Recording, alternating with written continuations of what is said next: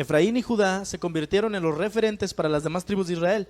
Entonces, cuando el país se dividió en dos, luego que Saúl, David y Salomón reinaron sobre la nación unificada, las 12 tribus, las dos naciones que surgieron fueron nombradas igual que estos dos hijos de Jacob. El reino del norte se llamaba Israel. Esto es un problema porque confunde de que el reino unificado con 12 tribus se llama Israel y el reino del norte de solo 10 tribus también se llama Israel. El reino de Israel al norte fue llamado la casa de Israel.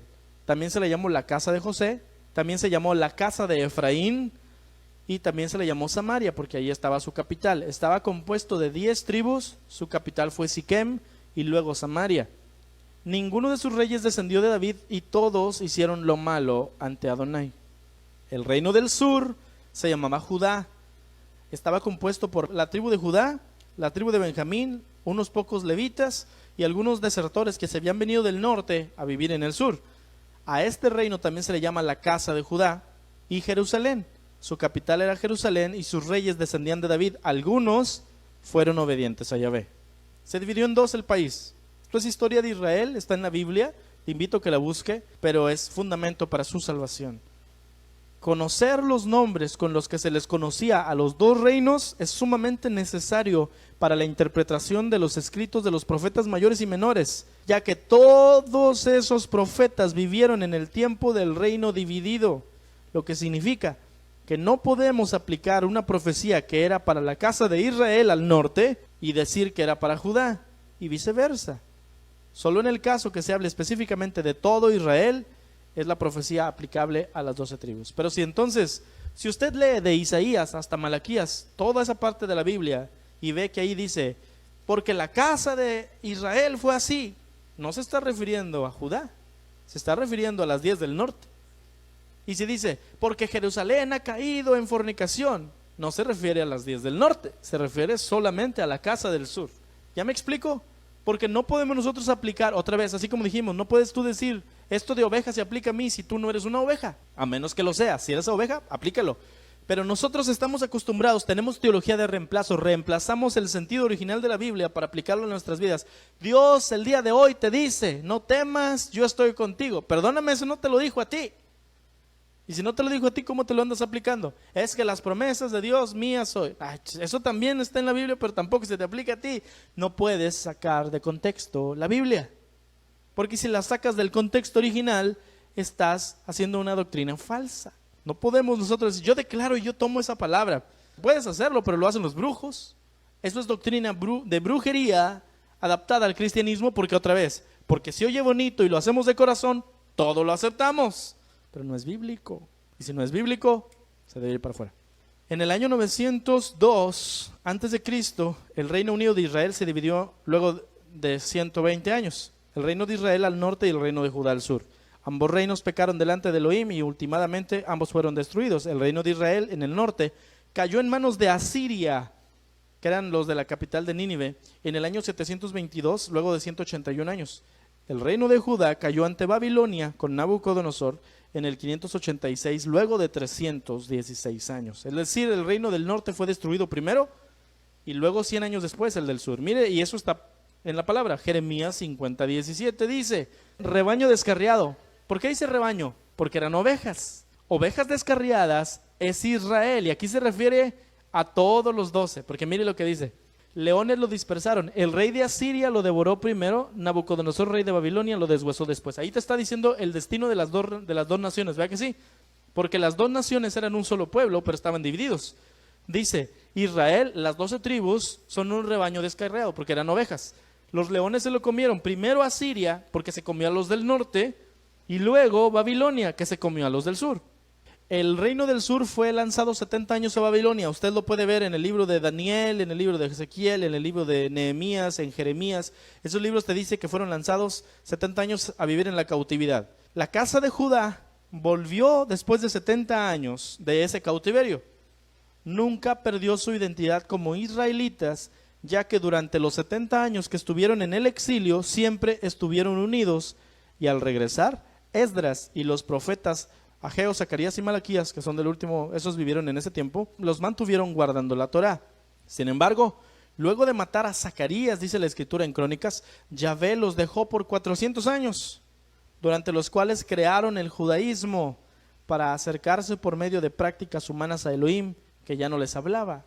Esta casa del sur son los que usted ve en el Nuevo Testamento que se llaman judíos. De ahí salieron los fariseos, de ahí salieron los sacerdotes, los escribas, los saduceos, todos esos que andaban en contra de Yeshua, todos eran de la casa de Judá. Yeshua mismo era de la casa de Judá, ya dijimos. Pero la casa de Efraín, la casa del norte, es otra cosa completamente distinta. Segundo de Reyes 17:20. Desechó Yahvé a toda la descendencia de Israel, y aquí se refiere a los del norte, y los afligió y los entregó en manos de saqueadores hasta echarlos de su presencia, porque separó a Efraín, pues, de la casa de David, o sea, de la casa de Judá, y ellos hicieron rey a Jeroboam, hijo de Nabat, y Jeroboam apartó a Efraín de en pos de Yahvé y les hizo cometer gran pecado. Y los hijos de Efraín anduvieron en todos los pecados de Jeroboam, que él hizo sin apartarse de ellos, hasta que Yahvé quitó a Efraín, digo Efraín para especificarle que no se le haga difícil a usted, delante de su rostro, como él lo había dicho por medio de todos los profetas sus siervos.